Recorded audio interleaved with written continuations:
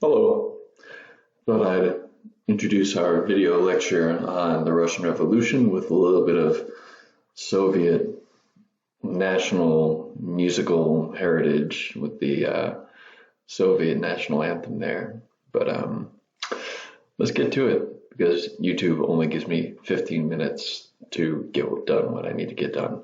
All right, so the Russian Revolution is one of the most major events of the 20th century, meaning from the year 1900 to 1999 in terms of what it did to that century's complexion, right? Without it, there would be no Cold War. Without it, there would be, certainly World War II might still happen, but it would be a different kind of war with the Soviet Union, right? Everything that we know about the Soviet Union, everything we know about the world would be completely different without the rivalry between the West and between the communist Soviet East, including such glorious treasures as Rocky IV, right? So onward. Where are we? Here we are. The Russian Revolution. That man right there waving his hat in front of the throngs of, you see soldiers and other individuals there, that is Vladimir Ilyich Ulyanov, also known more commonly by his nickname Lenin, not to be confused with John Lennon. But why did the Russian Revolution happen? It happened because, well, for one, there had been a lot of dissatisfaction in Russia for a long time. We'll get to some of that in a little bit, but they could be summed up by saying that there were problems with the government. People did not like the Tsarist government led by the Tsar, which is essentially a king by a Russian name. There were also issues of social and economic inequality. Russia was probably the most, if not one of the most backwards countries in Europe, economically speaking. They're one of the last major countries in Europe to industrialize.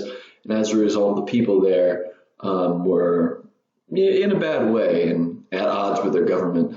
I had mentioned the industrialization was lagging behind with the rest of Europe. And during World War I, no other country suffered heavier losses than Russia. That would almost be the case in every war that Russia would fight, simply because Russia has so many people. They would oftentimes send so many people to war. So they lost, in terms of volume, the largest number of people. So let's get to some of those causes here. That man right there is the last Tsar of Russia, Nicholas II, family name Romanov. That was the name of the dynasty in Russia. And by the time that Russia is in the 20th century, he's a pretty weak Tsar. The Tsardom, which is the position of the Tsar, had become weak over time. Well, I guess not first, it had been going on for a while, but let's just start here. In 1905, there was another Russian Revolution.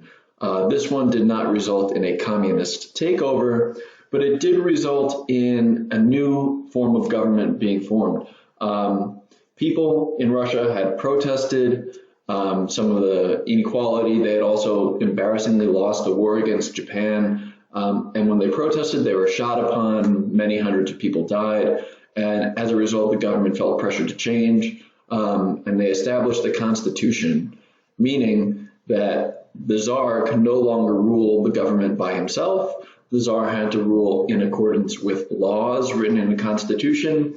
And part of that constitution said that there had to be a Congress, a legislative body. And that legislative body was known as the Duma. Right, you can see it written right there. We're going to refer to the Duma quite a bit, so keep that word in mind. Nicholas II, when he was the Tsar of Russia, also maintained strong support for World War I, which was, although popular, like many countries in the beginning, became extremely unpopular very quickly as the Germans started to really take it to the Russians almost as soon as the war began. And also, just in general, there was not a whole lot of trust in this guy, Nicholas II, for a lot of reasons. One, his wife seemed to be kind of pulling the strings in the relationship. And perhaps even more notably, he seemed, and his wife also seemed to be under the influence of this man right here, who was a faith healer. His name was Rasputin.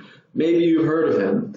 Rasputin is kind of this historical oddity. He's kind of a figure who's remembered in history in a lot of colorful and humorous ways. There's a lot of rumor and myth about him as a result, some of which is true, some of which is not true. What we can say about Rasputin is that he's a strange dude, born in the middle of Siberia, ends up becoming a faith healer, which means that he's, supposedly endowed with power from God or some other thing. And he convinces the royal family, the Tsar Nicholas II and his wife, that he has the ability to cure their son of this blood disease called hemophilia, which is common among royal families because they notably inbreed. Right? It's a genetic disease.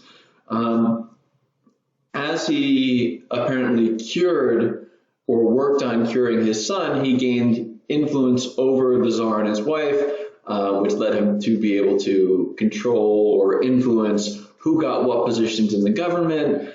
He also had a reputation for paying for the services of a lot of prostitutes and partying quite a bit, possibly even having an affair with the Tsar's wife, although that was always denied by the Tsar, whether he knew it or not. And he also had the reputation for being unkillable. And there was all these fanciful stories of people trying to assassinate Rasputin. And in the end, he actually was murdered by someone who was looking to protect the interests of the Tsar. And I'm not going to read the whole thing, but I'm going to post this lecture here, and there's the story of how he was killed there. It's worth your time if you're interested in that. All right, so how does the Russian Revolution, which is to say the Russian Revolution of 1917, how does it all transpire? How does it come into effect? Well, here we start. It starts in 1917, right? In March of 1917, there's another uprising of working class people in the city of Petrograd, which today we call St. Petersburg. And oddly, it's called the February Revolution.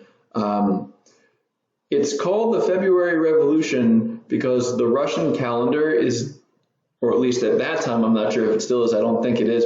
At that time, the Russian calendar was different than the calendar that we use today, so the months were a little bit off. So in our calendar, it happened in March. In their calendar, it happened in February, so it has their name, the February Revolution.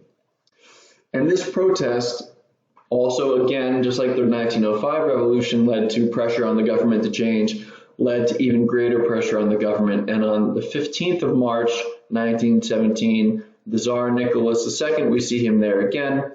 He is forced to step down as the Tsar of Russia, meaning that Russia is no longer a monarchy style of government. It is controlled then by the Duma, the legislative body, the Congress, similar to our Congress in the United States, meaning that people were there that were kind of like democratically elected in one way or another, so on and so on. The Duma is committed, like Nicholas II was, to supporting the soldiers in World War I. They were committed to continuing the fight, right? And again, this position was extremely unpopular in Russia. So when this government takes power, they're already in a position where they're facing a lot of backlash from the populace, even though there is no king who is ruling like a king might do. They're still taking an unpopular position, which makes them an unpopular government. And as a result of their unpopularity, people belonging to a certain political affiliation known as socialism began to organize these groups called Soviets. You'll recognize that word because eventually Russia becomes known as the Soviet Union to represent these people that first organized the revolution.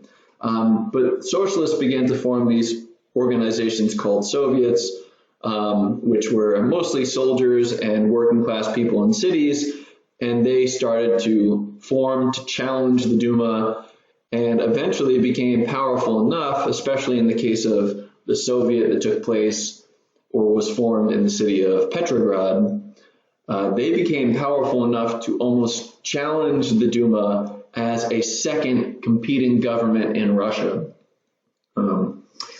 Backtracking a little bit, we should probably talk about what socialists are so we can understand a little bit about the views that are going to drive the Russian Revolution.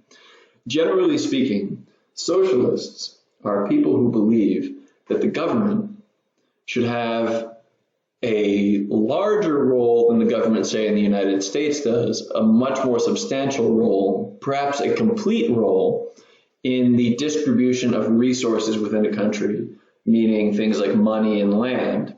So in effect, the more socialist you are, the more control your government would have to distribute things like money and land to the people. Oftentimes, the goal of socialists was to make things more equal, because they saw that society after the Industrial Revolution had a lot of built-in inequality where the rich got richer and the poor got poorer. So that was their way of solving that problem, right?